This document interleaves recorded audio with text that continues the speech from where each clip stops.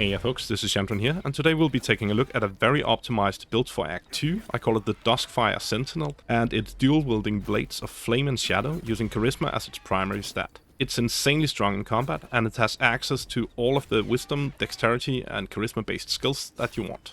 So here we go. The build goes like this. We take a level of rogue.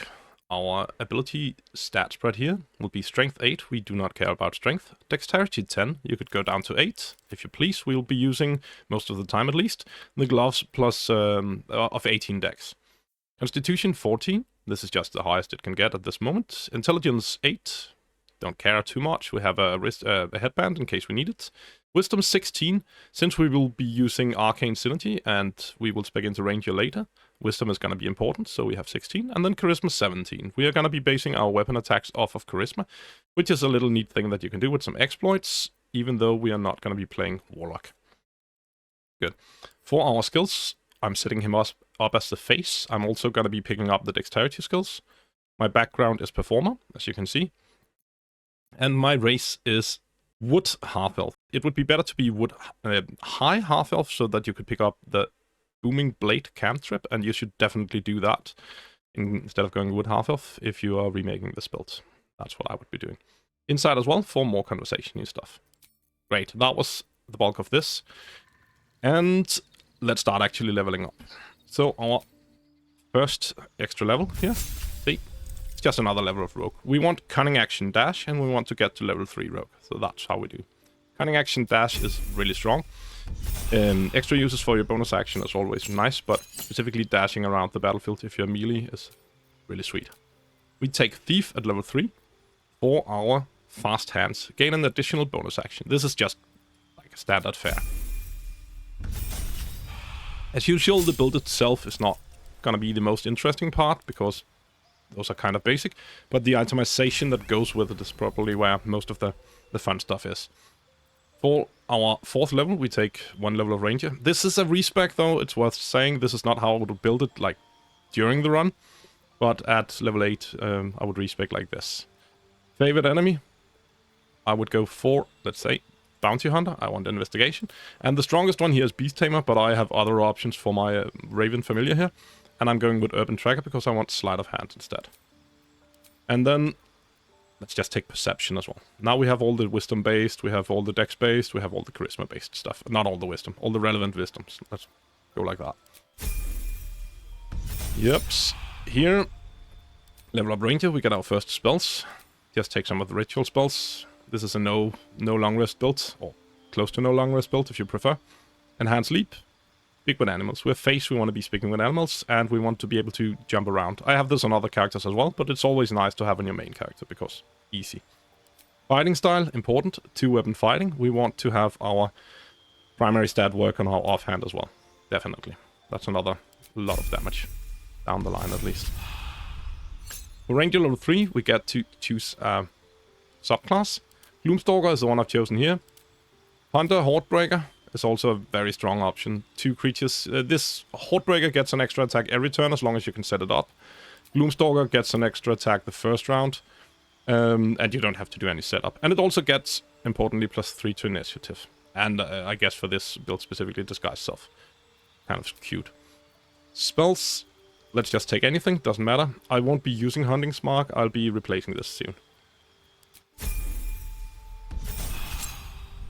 Hunter's Mark requires a bonus action, and you need to move it all the time. It's too action-intensive at this point. It's pretty sweet earlier on in the game, but this is too late. So, a level up a Ranger here. We get our first feat.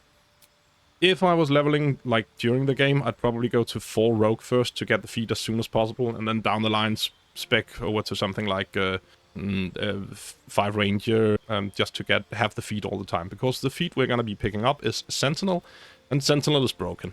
Like, it's downright nasty if you have someone who can trigger it for you. So, less impressive on a solo build, unless you have some cute little pets that you don't mind sacrificing. Shovel. But it goes like this. When an enemy within melee range attacks an ally, you can use a reaction to make a melee weapon attack against that enemy. If you have dual wielding toggled, this will use both of your weapon attacks. This means you basically get 2 free actions. A bonus action with your offhand and a main action with your main hand. So 2 free attacks for this, for your reaction. Which you can trigger at will as long as the enemy is equipped with a melee weapon, and because then they will take the attacks of opportunity. If they are not, it won't work, unfortunately. But just make sure to trigger it off of those. 2 extra attacks in the first round. Insane. And every round thereafter, by the way. You also get that if you hit them with the opportunity attacks, they won't move. That doesn't matter too much, but it could. And then here you have advantage on opportunity attacks, which is sweet, but I have other ways to get advantage as well. So, not the most impressive here. This part is insane. There's a little extra bug about it that I'll just speak about right now. If you have extra attack, which we will in a second, and let's say you've used all of your attacks for the turn, and someone on your team acting at the same initiative as you, they trigger the Sentinel attacks of opportunity. You will do your 2 attacks on the enemy, and it will also trigger your extra attack, meaning that you have another extra attack with your main hand, which is a little stupid. So this feat specifically just gives you +3 attacks per turn. Let's take it. Let's get on with it. Good. For our 5th level here, we take Ranger to get access to, of course, the extra attack. Without that, the extra bugginess from Sentinel won't work. It's still an insane feat, but this makes it even more insane. And for spells, we are taking Silence. And this is kind of important. It's not because it's actually a good spell. It can be used for some things in some situations. But we want the ritual spell. This is a ritual spell, doesn't say here. That you can cast without using spell slots, and that you can have your concentration going on for a very long time. It lasts 100 turns. You just cast it somewhere where it's not like near any enemies or anything, and then you have concentration for the next long while. We use that for one of our items. Let's get into that later. I'll also replace my Hunter's Mark, as I said before, and I'll grab up Pass Without Trace. This is another way to have concentration forever, but mostly it's just cute if you want to be able to stealth or something. You can take Spike Growth instead if you prefer, or any of the other ones. So doesn't matter too much. Silence was the important one. And that's it for the actual levels of the builds. I have taken 8 levels because that's how far you can get in Act 1 without doing anything like very exploity. You don't have to go and kill Raphael to get it, but it of course helps. There's a lot of other ways. Melf has a good video on that. I'll see if I can remember to link it in the description. Good. With that out of the way, let's take a look at our items. And this is honestly the meat of any real build here. So for our primary attack, we have a Flameblade. This is a permanent Flameblade. First exploit, second exploit, I don't know how many we're at. And the way you make these, I'll link to a video where I describe how to do that. Basically, you have a hireling, summon the blade, and then you dismiss the hireling and rehire the hireling, and they now have this weird permanent version of it. I also have another exploit on it. As you can see, it has Hexed Weapon. I have a short video where I describe how to do that, so I'll link to that. This means that the weapon now attacks using Charisma. Instead of, usually it would be Strength, because permanent flame blades are weird. But 46 primary damage here, and some other bonuses on top. And for our offhand, we have the Shadowblade. Same version of how to get a permanent one. Unfortunately, you cannot upcast these permanent Shadowblades. So this is only 2d8 as its base damage. But what it also does is advantage on attack rolls against lightly or heavily obscured targets when using this blade. As long as you have the blade equipped, you have advantage on all of your attack rolls. It doesn't matter which weapon, or even like if you're using spells, Eldritch Blast, it will still work. Once again, tooltips in this game are not the greatest always. But these are pretty sweet. Let's start about the other items. Our headband here is the Diadem of Arcane Synergy. It goes like this. When you inflict condition, gain Arcane Synergy for 2 rounds. And Arcane Synergy is weapon attacks deal additional damage equal to affected entity's spellcasting ability modifier. Because we took Rogue first and Ranger second, we are using our Wisdom score to cast spells. It counts which new class you took the last. So since I started as a rogue, this will be Ranger. It's a little weird how it's scripted, but that's how it goes. So we will get our Wisdom modifier +3 to all of our attacks for damage, as long as we have triggered this item. There are a lot of ways that you can trigger this. Firstly, if you have Booming Blade, you can just use that. That should trigger it. Secondly, the Gloomstalker special attack That triggered this as well. And lastly, the Illithid power ability drain. You can take that, and then the first attack you do every turn will trigger this as well. For our chest piece, we are using Helldusk armor. This is the strongest one. I'm using my camp clothes because I prefer this look. This is the strongest option in chest slot, but you can go with any other medium armor. Honestly, like adamantite scale mail is pretty strong as well. That's just it. Just grab this if you wanna. We have 18 decks from our Gloves of Dexterity. This is a little wasted because we're using Helldusk armor, and Helldusk armor does not allow you to use your dexterity for your armor class. It doesn't matter because it's really high armor class. But you could do something like use the Braces of Defense instead. I'll talk a little more about all of these extra items I have out here for other situations in a second. But basically, these are the two ones I'll mostly be switching between. This is if I want more defense, and this is if I want more offense, or the extra dexterity for whatever other reason, like my skills. Most of the times I'm just running with the Gloves of Dexterity on. Yeah. This also means that since we now have 18 dexterity and only 17 charisma using this item, we could swap in an ordinary permanent Shadowblade here, and not the packed weapon ones. It gives us a little extra bonus to attack, which is kind of sweet, and packed weapon doesn't do anything else other than let us use our charisma. Once we get to Act 2, we get some buffs to charisma, wisdom, and intelligence, +5 specifically, and then we'll swap this right back in. You can pick those up. That's not what this video is about. But it is pretty sweet. That was it for our primary gloves. For our boots, we have Linebreaker boots. Once again, tooltip is wrong. It says once per turn when you dash, you gain Wrath for 2 turns. What it really does is every time you dash, you gain Wrath for 3 turns. That's how the item actually functions. And Wrath, let's see it here, +1 bonus to damage with melee weapons for every turn this condition has remaining. So that would be +3 if you dash in the first turn to all of your attacks. And if you dash again, it's just +6 instead. And then it falls down 1 per turn from there. Since you will be dashing anyways, trying to get from one enemy to another, because they're usually spread out, it just is a nice way to get a little benefit out of having to do that anyways. Hey, you. Yeah, you. Don't switch away. This is relevant information. Let's break up the flow a bit. Rød grød med fløde. That's been today's honoring of the Danish language. Here we go. Back to the video. For our necklace, Broodmother's Revenge. Whenever the wearer is healed, the weapon becomes coated in magic and deals an additional 1-6 poison damage. So there we have our first little extra dice on top of our damage as well. 1-6 poison damage as soon as we're healed. We need to get healed for this to trigger, of course. I am using someone else to trigger this effect. Specifically, I'm using someone using the Whispering Promise to heal everyone. Every turn without using actions. That's another little trick you can check out somewhere else. And that means that this will always trigger. And I'll have this ready. If you do not have someone else set up for that, you can use items like the Raspberry and a couple of other things. Can't recall all of them at the moment. But they do not, this Raspberry here, if you eat this, it does not require an action, and it will heal you for 1-4 health, which is enough to trigger this. Pretty strong. So that's a no action healing item. Yes. That was our necklace. We have our first ring here. Strange Conduit Ring. This is why we chose Silence before. While concentrating on a spell, the wearer's weapon attack deal an additional 1-4 psychic damage. So you just cast your Silence somewhere while not in combat, and it'll probably last until you get into combat, and after that as well, likely, because 100 turns is a long time. So at least this means that once you get into combat, you will have it for the first turn, or even if concentration breaks you later down the line, it wouldn't matter too much, because most of your damage will be done already in the beginning there. So that's another +1d4. Then we have +2 here from Caustic Band. This is just simple. Weapon attacks also deal 2 acid damage. Great. Simple.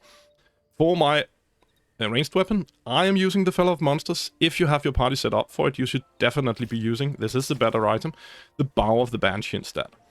On a hit, possibly inflict frightened. This only works if you're shooting with the bow. We won't be.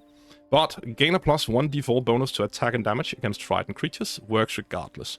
So if you have another build, like say a great old one Warlock that spams Eldritch Blast all over the place, then you might be able to set up a lot of frightened enemies, and you would be able to get another plus 1d4 bonus to attack and damage against frightened creatures, which is very strong. So if you can set this up, definitely do so. Those would be the primary items I'm using. Let's swap in the right offhand at the moment. And I have a couple of items I want to go over for other things here. So first off, Warped Headband of Intellect. If I need to do an intelligence skill or intelligence save, I'll just swap this one. Pretty simple. Speedy Light Field doesn't mean too much. Here, Vital Conduit Boots, whenever I'm out of combat and I'm out of temporary hit points, I swap these on and I cast my Silence. This gives us 8 temporary hit points whenever we cast a spell that requires concentration, and then you can just swap them off again afterwards. And you'll have 8 temporary hit points. A pretty easy way to not take too much damage in combat. For our gloves, I already mentioned the Braces of Defense as one other option. I'm not using these Gloves of the Growling Underdog, but if you do not have another way to set up advantage for this character, you should probably be using these instead. The warrior gains advantage on melee attack rolls while surrounded by 2 or more foes. So this is just advantage, as long as you can set it up so that you are standing like in between enemies. Obviously, it doesn't work in all fights. There's a little neat trick that's worth mentioning with it. If you turn on Knocked Out under passives here, targeting non-lethal attacks, they will still count even if once you've downed them. So if you have a bunch of enemies lined up, the last one won't not have advantage because there'll still be the downed ones around it. Yeps. For skills, since we set us up to be face, of course, that's great. There's a nice item that I'm going to be using this on all of my characters because you might as well. Shapeshifter's Boon Ring. You swap on this ring. It gives plus 1d4 bonus to all checks while shapeshifting. Okay, so let's shapeshift or disguise itself. I'm using Disguise Self from Gloomstalker here. Unfortunately, it means we don't get to look at the way we built us up, but this guy is pretty boyish enough, I guess. So we have us here, and now we have the buff. Mark of the Shifter. While shapeshifting or disguising itself, plus 1d4 to all checks. Then we just swap off the ring again, just like with the boots, and put this banner back on, and we still have the Mark of the Shifter and get our bonus. So that was yet another ring. Let's see, what else do we have? We have this package for when we want to go thieving. We can put on Graceful Cloth and the Smuggler's Ring. Graceful Cloth, for us, gives us advantage on our dexterity skill checks. Sleight of Hand. Smuggler's Ring gives us +2 to Sleight of Hand. It also lowers our charisma, and this lowers our armor class by a lot, so let's not keep them on once we're done, like opening locks or whatever we're doing. So remember to click back to the right items. It's pretty easy if you put them down here in your bars. If you forget, your armor class will be a lot lower. But you can remedy this a bit if you just have Mage Armor cast on him.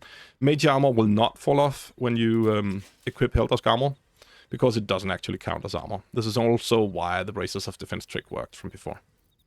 So that's basically it. Then you'll have subpar armor class at 18, but that's still pretty decent for a dual wielder, so should be okay. I believe those were most of the items that were relevant to talk about. Then let's go over the buffs. I'll just start with this, so I remember. For Elixir, I'm choosing the Elixir of the Colossus. Increased size, doesn't matter too much. It can be a little annoying once in a while if you try to get around or stealth or something, because you actually take up more space. But it also means that your range for attacks of opportunity is a little greater, which can be nice with Sentinel. And then the important part here, weapons deal an additional 1d4 damage. So if you notice how many extra buffs we have to our weapon damage at this point, every single one of our attacks will be dealing a lot of damage. And our chance to hit is obviously great, since we can key it off of our best stat here. Stack on some Bless from another character with Whispering Promise, etc, etc. Advantage from other shenanigans, or from our Shadowblade, or from our weapon here, if we're using the one I'm actually using there. Good. That was the Elixir of the Colossus. Bloodlust is of course an option, but in honor mode it only gives you 1 extra attack. And honestly, plus 1d4 bonus to all of your attacks could be greater. And it's nice to have a use for a different elixir than Bloodlust once in a while. So I think this is actually stronger. I think you should be using the Elixir, the Colossus. 4 other buffs at the moment. We have Bual's Benediction. This is a nice way to get advantage for all attacks, as long as the enemy you're attacking is bleeding, which is pretty simple to set up with something like a Spore Druid 2 using Halo of Spores on a Spike Bulb. I've talked about that in previous videos, I can link those as well. We have Warding Bond from Gale. And yeah, you should always do that if you're playing with trying to really optimize doing exploity stuff, because Gale does not care about the damage. As long as he's not in party, he will heal all the time, because he counts as an NPC for whatever reason, probably so you don't have him lying dead with the Necrotic Aura and wiping out people. But he's scripted like that, so let's take advantage of that, right? He casts Warding Bond. You can do it on every character as well. And as long as you don't like get novaed by all of your characters in one big swoop, he'll just heal up in between every attack you take. He's on non-turn-based time, so he heals all the time, and you'll be in turn-based in combat and probably taking your sweet time about it. I have Speak with Animals here, because I'm the face of the party, I want this. And then I do have Morning Lord's Radiance. Let's talk a little about this. As you can see, the other ones all have a permanent bless effect here. I could have had that as well if I had respec before, instead of doing it for this video here. But this is on emote, and it doesn't matter for my run here. But if you want to set it up, you can set it up so that you have Permanent Bless and Morning Lord's Radiance. Both of these are gained in the monastery. The Bless is from leaving the Astral Prism, and the Radiance is from doing the little puzzle with the weapons. Usually these fall off once you enter Act 2, so you don't get to keep them. But if you have sacrificed Lae'zel earlier, and you don't intend to long rest yourself, you can skip the forced long rest with Kithrak Voss, because it won't trigger if Lae'zel is dead. And she needs to be actually dead. You can't just, like, kill her yourself so that she could be revived. But if you've sacrificed her for Bual, I haven't in this one, so it will fall off. She's down there somewhere. I didn't want to do it on this one because I'm not a bad player on this one. But it's an option, so you can keep this. For me, for this build, it's only 1d4 extra radiant damage. But for a radiant build, it's pretty insane to get that on top of your attacks, because it triggers all the radiant orbs and stuff. Yeah. Good, there's a little more here. We have some Illithid powers. The only one that's really useful. Favorable beginnings. The first attack roll or ability check you make against any target gains a bonus equal to your proficiency bonus. +3 to your first attack against any enemy, or +3 to your first roll in any conversation is pretty stupid. So always get this on your face, on your main character. I get it on all of my characters usually. And the other one I would probably take, especially now that he's not using Bloodlust, Cull the Weak. There's no important triggers for him that requires him to kill the enemies. So Cull the Weak is actually an option on him. And this doesn't trigger the killed enemy like Bloodlust Elixirs or Great Weapon Master bonus attack. So I usually don't like having this on other on all builds. But on a build like this, it's going to be pretty strong. So he doesn't have to waste a full extra attack to get someone who's low down. That's pretty sweet. If you are not doing no long rest nonsense, you could go for Psionic Overlord for even another +1d4 psychic damage. But it does take up actions to start it, so it's usually not worth it. Good. Last thing that I do think I mentioned earlier, please play high half-health and take a Booming Blade as your cantrip instead of going for wood half-health. I didn't think this through at the moment when I created, so that's just it. It can never be changed. So sad, too bad for me, not for you. You do as I say, not as I do. That's great. Remember, of course, that your offhand attack does trigger sneak attack. And I think that should be it for now. Remember to do the silence before out of combat to have your extra 1d4 from that. And just dash around and kill stuff. Remember to trigger Sentinel with another character. And remember that when you do, you get another main hand attack. You should now be ready to take on Act 2 with an insanely overpowered build using a shit ton of exploits. But it's good fun. Combat does not last long when you play like this. Especially not since I have a whole party of people built to be about as insane as this. So, thank you for joining, if you have been. I've been Chandran. You have most definitely been awesome. Don't forget to do the YouTube stuff. Like, comment, subscribe, all that nonsense. And bye-bye. Still there? Great. At the end here, I'll just throw in a little bit of nerdy nonsense to justify the numbers in the title. If we take the build that I've outlined with Hag's Hair, but without the Banshee Bow, so it could be even crazier than this, we are looking at the following damage numbers, as you can see here. We have Booming Blade attack, the extra main hand attack, both of our offhand attacks, the Gloomstalker attack, and a little bit of extra added sneak attack damage here. And then all of the numbers there. It's just all of our damage combined. We have our maximum for each, and our average for each.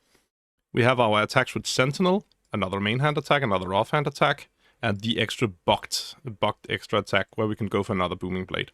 And then after some of the enemies have acted and we can bait another attack of opportunity, we can go for another main hand, another offhand, and sneak attack will even trigger again because reactions have resets and sneak attack resets with those. So without any crits, misses, or anything like that, we have a maximum damage of 576 and an average damage of 397.5, just below 400. And then we have the following chances of crits and the chance to roll a nat 1. If we assume that the enemy has an armor class of 16-ish or below, then we will only be missing a nat once. So to simplify the math, we're just going to assume that. Of course, it's going to be lower if they have higher armor class, but honestly, it's not that many mobs that have too much higher than that. So our chance to crit, because we crit on 20s and we have advantage in all of our attacks, is 9.75%. Technically, we could proc the Hexblade's Curse to also crit on 19s, but let's just assume we don't. It's fine enough. The numbers are going to get crazy enough without that. And then we have only 1 in the 400 chance, or 0.25%, of rolling a natural 1 with advantage. So if we adjust for those the damage we lose on nat 1s, we don't lose that much. 1.5 point from our max and only a single point from our average here. Extra damage and crit, on the other hand, is pretty a lot more impactful. All of our regular attacks, this time we have removed all of the flat bonuses. This is the extra damage we would deal if we critted with the attack. Our extra max damage, our extra average damage if the attack crits. Just stacked up once again, so damage if everything crits, maximum extra damage if everything crits, 436 on top of the ones from before. And if we roll average and everything crits, which is not that interesting, 286.5. More interested if we adjust for a critical chance as well. Our maximum is a little irrelevant here, but would be 42.5, or for the average, adjusted for crit chance, another 28 points of damage. So in total, our technical max damage per round would be 1010, which is above 1000, and that's all that matters. And our total adjusted average damage here is 424. You could probably push these numbers even further by doing silly stuff like including the Bow of the Banshee or using the Poisoner's Rope, which triggers its extra run d4 damage on the Booming Blade. But there's no reason to go all the way out there. So there you have it. Our technical max damage without using any resources is above 1000 in round 1. That's pretty insane. And of course, more relevantly here, above 400 average damage in round 1 for this build. There we go. Now bye-bye.